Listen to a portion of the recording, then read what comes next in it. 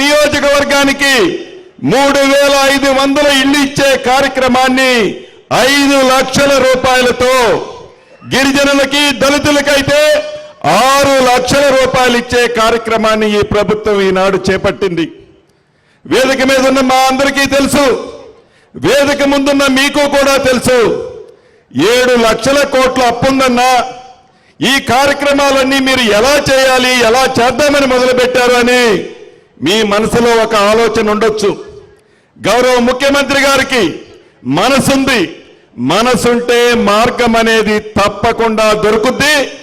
ఆ శ్రీరామచంద్రుడు దీవెనలు ఈ ప్రభుత్వానికి, ఈ ప్రభుత్వంతో పాటు వేలాది లక్షలాది కోట్లాది తెలంగాణ ప్రజల మీద ఉంది. ఈ ప్రభుత్వం చెప్పిన ప్రతి కార్యక్రమాన్ని మీ ఇంటికి చేర్చబోతుంది.